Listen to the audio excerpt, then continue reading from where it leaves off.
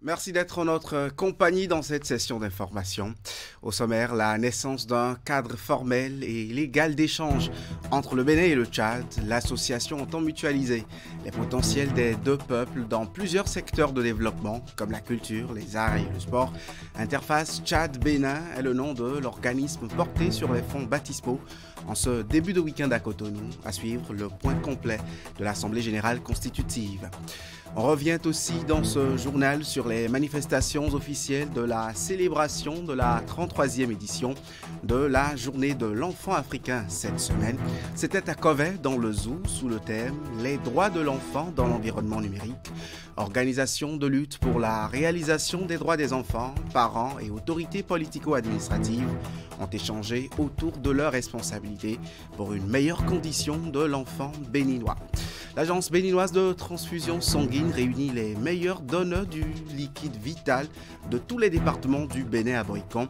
Ceci dans le cadre de la commémoration de la 20e édition de la journée instituée par l'Organisation mondiale de la santé pour honorer les personnes qui acceptent donner de leur sang. Les manifestations se sont tenues autour d'un cri de cœur, un don de sang, 3 vies sauvées. Bonsoir à tous et bienvenue.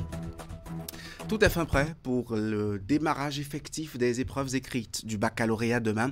L'organisation de la session de cette année 2023 des compositions comptant pour l'obtention du tout premier diplôme universitaire évolue comme sur des roulettes, une évidence dont les ministres en charge de l'enseignement supérieur et des enseignements secondaires techniques se sont rendus compte à la faveur d'une descente. Éléonore Yaïla-Descamps et Yves Kouaro-Chabi étaient dans les locaux de l'Office du baccalauréat. Voici le point.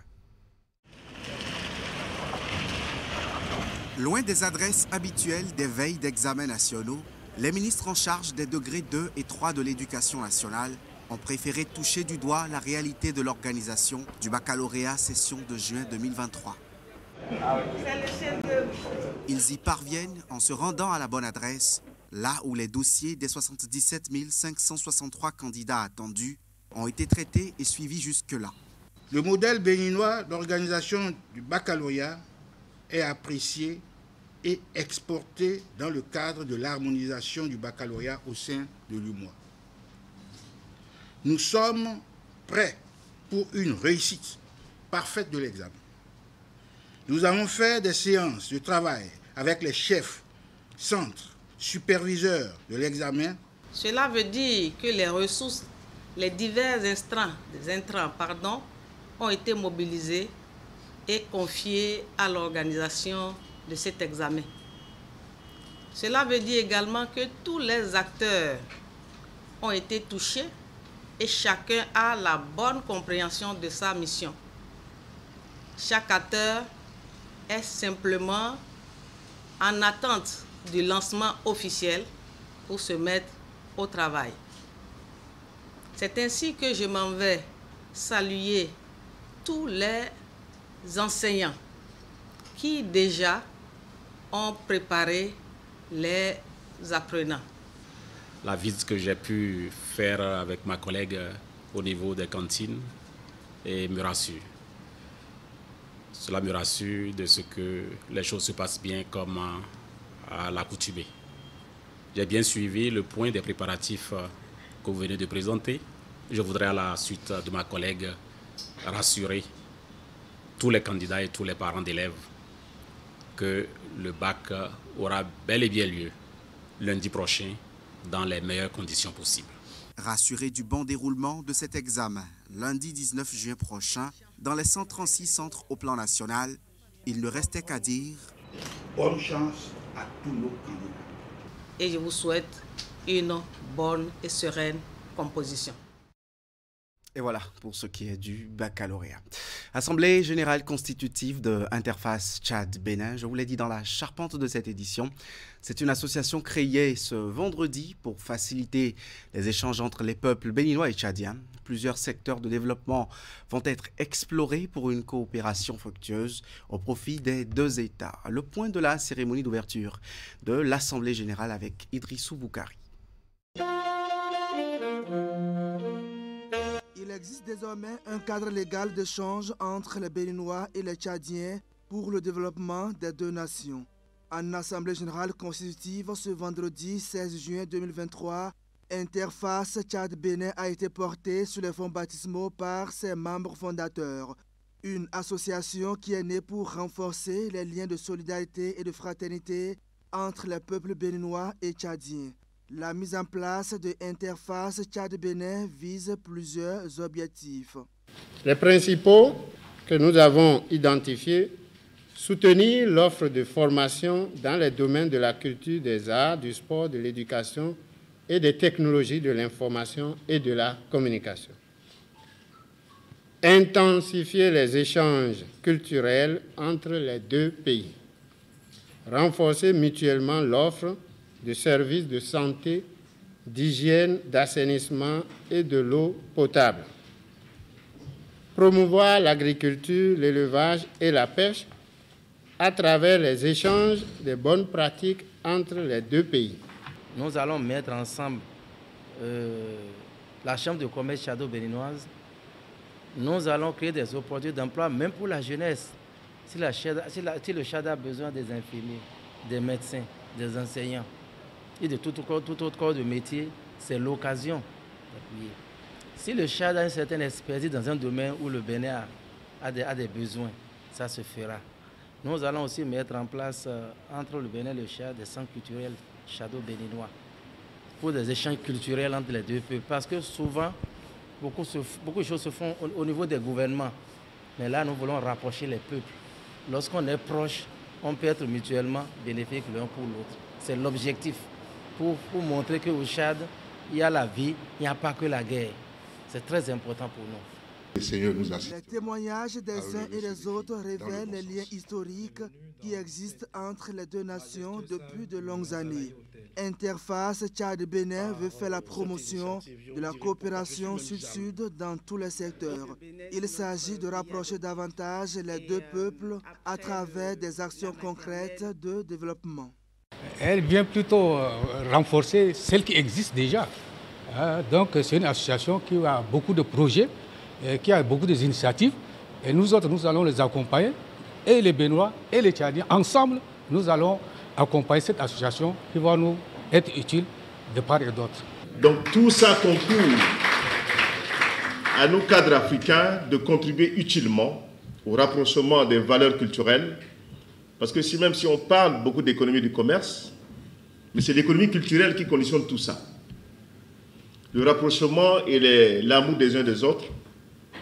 Donc je disais, ceux qui allaient sur YouTube, le jour de ma décoration, j'ai dit à partir d'aujourd'hui, entre le Bénin et M. Yambaye, c'est une question de complicité et je me sens béninois.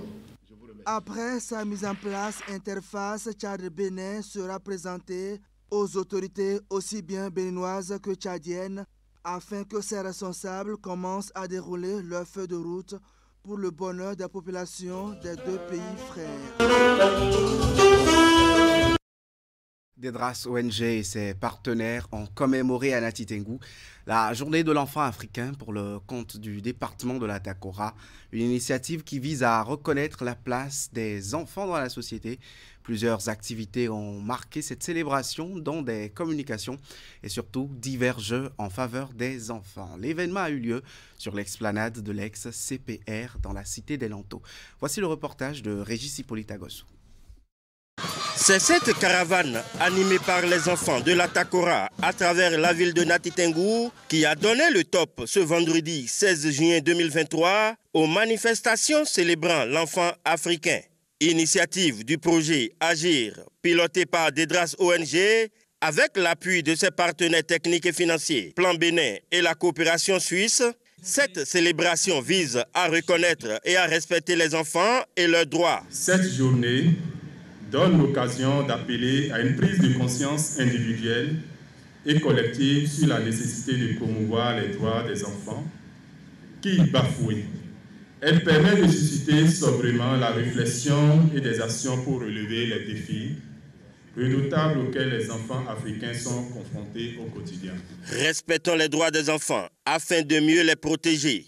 Voilà le thème de cette édition qui a réuni autour de ces enfants parents d'élèves responsables à divers niveaux de l'éducation et politico-administratif. Ce thème attire une attention particulière et donne un cachet spécial à cette 33e édition de la Journée de l'enfant célébrée sur le plan africain. Le respect des droits des enfants est plus que jamais une préoccupation du gouvernement béninois ainsi que le conseil communal de Nati Tengou. En célébrant cette journée, nous nous engageons donc dans la vulgarisation et le respect des droits des enfants. Les enfants sont des trésors et il faut les protéger. Voilà pourquoi les différents partenaires se disent prêts à les accompagner. Aujourd'hui, on parle de la protection de tous les enfants. Cela suppose que tout le monde doit être impliqué. Les projets Agir Bénin et briser les chaînes du travail et de l'exploitation des enfants au Bénin, nous avons décidé de nous mettre ensemble. Il faut que nous travaillions de plus en plus en synergie. Je voudrais profiter de cette tribune pour saluer nos partenaires techniques et financiers qui travaillent aux côtés de l'ONG DIDRAS afin que les droits des enfants du Bénin soient une réalité.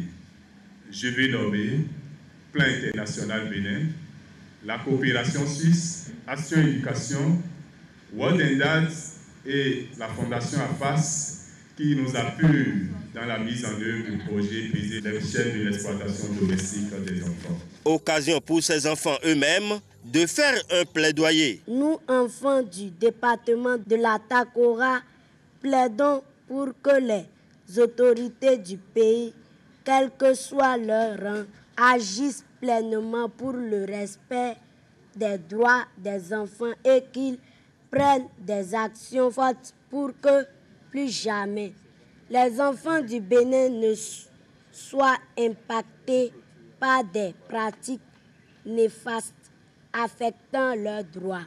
Diverses communications et des jeux en faveur des enfants ont agrémenté cette célébration. Les gagnants ont été primés par les organisateurs.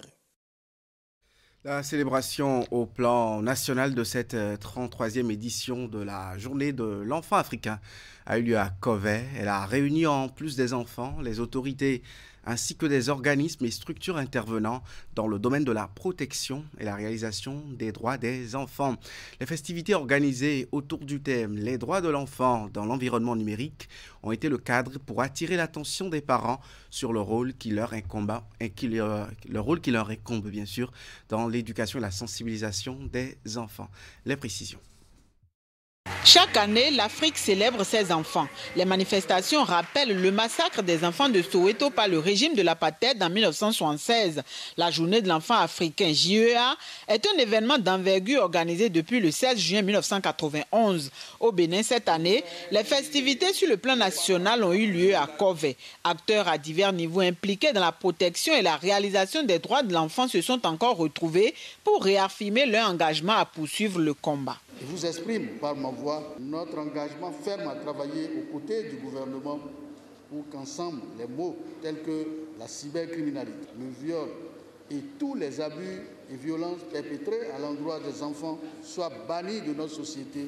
Occasion de réfléchir sur leurs conditions de vie et de définir de nouvelles perspectives, la JEA est aussi souvent le moment choisi pour faire le bilan des actions menées en vue d'améliorer la situation des enfants. Malgré les efforts consentis avec l'aide des partenaires, de nombreux défis restent à relever. Dans le contexte actuel, marqué par la révolution du numérique, les avis convergent quant au renforcement du cadre législatif en matière de protection des droits de l'enfant, surtout en ce qui concerne la protection des données personnelles. En effet, l'environnement numérique est un univers à double face. L'une est bénéfique, facilitant l'accès à l'information et à l'éducation. L'autre, par contre, négative, car exposant les enfants aux dangers du cyber, n'étant pas préparés aux dérives de l'univers numérique. Ainsi, les fausses informations, la cybercriminalité, la pédopornographie sont autant de dérives qui nécessitent l'engagement de tous pour que les droits de l'enfant soient protégés, y compris par les enfants eux-mêmes, les parents et les membres de la communauté.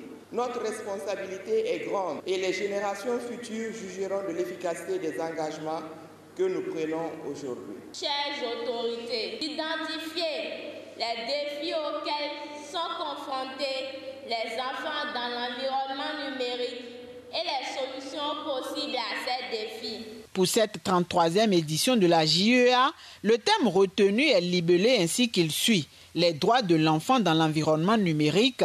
Évocateur selon les autorités, il fait également appel à la responsabilité des parents dans l'éducation et la sensibilisation des enfants pour une utilisation efficiente des nouvelles technologies. Nous sommes tous des parents. Nous devons faire en sorte que nos enfants ne soient pas les victimes de ceux qui veulent utiliser les canaux numériques pour commettre leurs forfaits de différentes façons.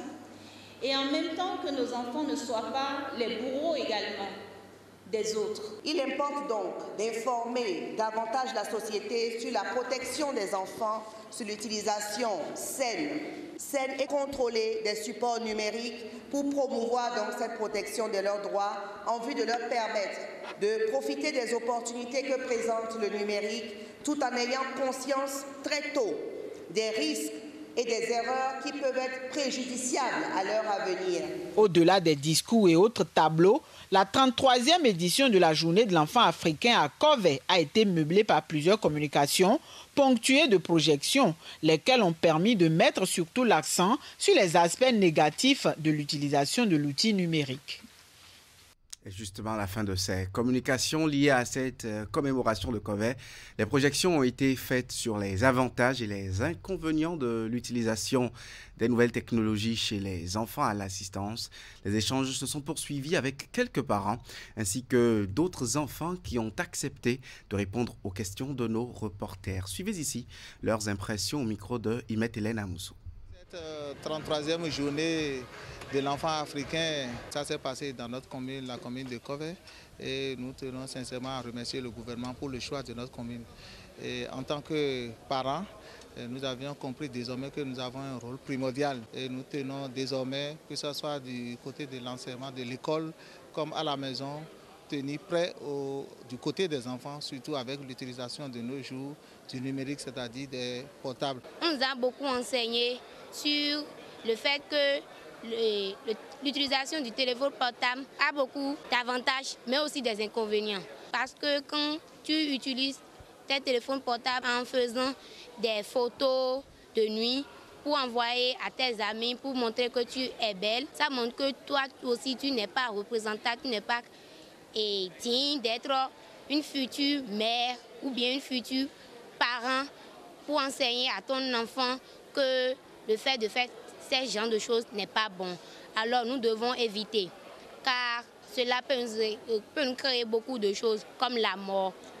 Désormais, nous devons suivre les enfants et contrôler ce qu'ils voient, ce qu'ils regardent, ce qu'ils suivent sur l'Internet. L'Internet, c'est un outil primordial qui aide les enfants dans leurs recherches, qui les aide dans beaucoup de domaines, mais qui a aussi beaucoup de conséquences. Il faut donc les suivre pour les empêcher de virer dans les déviances. À travers le message de la ministre des Affaires sociales et de la microfinance, celle de la ministre du numérique et de la digitalisation, nous comprenons à travers l'extorsion qui est un phénomène que nous ne devons pas envoyer des nudes ou demander à recevoir des nudes. À partir de maintenant, j'invite tous mes frères, tous mes confrères à sensibiliser leurs amis. Rotary Club Cotonou Palmier se met au service des pensionnaires du centre de formation professionnelle des personnes en situation de handicap d'Akasato. Les membres de l'association sont allés offrir des kits d'installation aux 16 promotions du centre de formation professionnelle situé dans la commune d'Abomey-Calavi. Ils entendent ainsi permettre à ces apprenants de se prendre en charge et de s'autosuffire à la fin de leur formation. Florence Posa. Environ 2 millions de francs CFA, c'est la valeur de ces kits composés de différents outils de travail dans les domaines tels que la coiffure, la couture, l'informatique et le macramé. Une initiative de Rotary Club Cotonou Palmier à l'endroit de ces apprenants du centre de formation professionnelle des personnes handicapées d'Akasato, commune d'Abomey-Calavi. Un don qui va permettre l'autonomisation de ces derniers au terme de leur formation. Les kits sont composés comme suit. Kit macramé, il y a un cadre de lit, un cadre de guéridon, un cadre de chaise, divers fils à tisser, le métier à tisser pour sac, Le kit couture compose d'une machine à coudre, d'un fer à repasser, d'une table à découper. Pour le kit cordonnerie, nous avons des boîtes de colle, le mannequin, informatique, souris, rallonge, les boîtes de tournevis, des fers à souder et le souffleur. Le kit agro se compose de la roue, la brouette, la manchette, l'arrosoir. Le kit coiffure, on a pris des sèche-cheveux, le mannequin, des fers à boucler, des bougoudis, des mèches et tout ce qui peut aider la coiffeuse à pouvoir commencer son travail. Donc par ces dons, nous espérons que les apprenants, futurs patrons de leur atelier, pourront se prendre en charge. Le geste qui vient à point nommé est apprécié à sa juste valeur. Les responsables et apprenants de ce centre se réjouissent et promettent un bon usage aux donateurs. Nul n'a le droit d'être heureux tout seul. Vous avez pensé à ces cibles, à ces couches vulnérables qui ont décidé de se faire former pour vaincre la fatalité. Une fois encore, merci. Chers donateurs, nous savons que vous avez dû sacrifier de votre temps précieux, de vos ressources, pour vous occuper de cette cérémonie et les apprenants du centre vous en sont d'autant plus reconnaissants.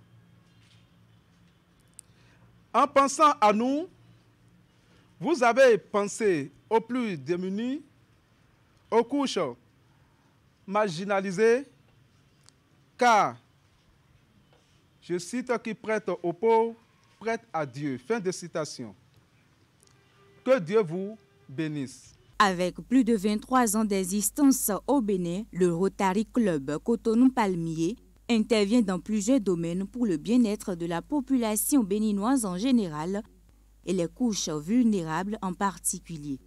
Ces dévoués de la cause sociale sont à leur énième donation au centre de formation professionnelle des personnes handicapées d'Akasato, commune d'Aboumé-Calavi. Et nous allons finir avec la 20e édition de la Journée mondiale des donneurs de sang qui a retenu l'attention du monde entier cette semaine, notamment celle des acteurs de la chaîne de transfusion sanguine. Responsables, donneurs de sang, ainsi que les autorités se sont donné rendez-vous à Boïcon pour les manifestations officielles. Imet Hélène Amoussou nous donne les détails. La journée met en relief et valorise ceux qui sont célébrés. C'est une occasion de reconnaissance à l'endroit de l'ensemble des donneurs de sang. La journée mondiale du donneur de sang est commémorée le 14 juin de chaque année sur instruction de l'Organisation mondiale de la santé OMS. Cette 20e édition a réuni dans la ville Carrefour les meilleurs donneurs venus de toutes les régions du pays. Les manifestations démarrées par une caravane ont une fois encore été l'occasion de rappeler l'importance qui réside dans l'acte de donner du sang. À travers le don de sang, nous contribuons à sauver des millions de vies et à améliorer la santé et la qualité de vie de nombreux patients au quotidien. Dans les départements du Zou et des collines, la moyenne par jour est de 80 poches de produits sanguins pour 86 demandes contre 40 poches de sang collectées. Convenez avec moi donc que le nombre de receveurs de produits sanguins est supérieur au nombre de donneurs de sang. C'est pourquoi l'expérience de la collecte communautaire de dons de sang, responsabilisant les communautés pour le don de sang, mise en œuvre depuis 2012 dans le Zou, mérite d'être redynamisée. Selon le rapport 2022 de la situation sur la disponibilité, la sécurité et la qualité du sang, le taux de collecte en Afrique reste faible. Il est évalué à 5,9 dons pour 8 personnes contre une normale de 10 unités pour 1000 habitants par an. Afin de pouvoir répondre favorablement aux besoins exprimés, de nombreuses initiatives sont prises, mais bien d'autres préoccupations subsistent encore. En dépit des efforts que nous déployons au quotidien, très peu sont ces personnes qui décident volontairement non seulement de donner leur sang, mais aussi et surtout de se maintenir dans le système à terme, car à ces heures de détresse, être abandonné à son sort. Chaque année, La demande moyenne de produits sanguins labiles est estimée à 170 000 au Bénin. Malgré les efforts, l'objectif 0 décès par manque de sang reste toujours un défi à relever. Le thème retenu pour la célébration cette année sonne donc comme une invite à tous en vue de contribuer à l'atteinte des objectifs. Sang, plasma, partageons la vie, donnons souvent. Le slogan souligne le rôle que chaque personne peut jouer en faisant le don précieux de sang ou de plasma pour créer un stock sûr et durable au profit des patients qui en ont besoin. J'invite toutes celles et tous ceux âgés de 18 ans et de 65 ans au plus, pesant au moins 150 kilos et qui ont la volonté de sauver des vies, à donner un peu de leur sang et à donner souvent. Je voudrais donc de cette tribune lancer un appel aux élus locaux, les ONG, les associations de jeunes, les leaders religieux, les chefs d'entreprise, les artisans, les chefs d'établissement, les chefs de garnison, pour leur demander de poursuivre leur effort de développement en renforçant la promotion du don bénévole et volontaire de sang. Dans le cadre des festivités, plusieurs poches de sang ont encore été collectées par les agents de l'Agence nationale de transfusion sanguine ANTS. De nombreux donneurs, notamment les meilleurs, ont également été élevés au rang de chevaliers de l'ordre du mérite de sang. Le soleil se lève demain à 6h35 à Cotonou. Sachez aussi que c'est à Abomey-Calavi que le lancement officiel du baccalauréat aura lieu. Très bonne chance à tous les candidats.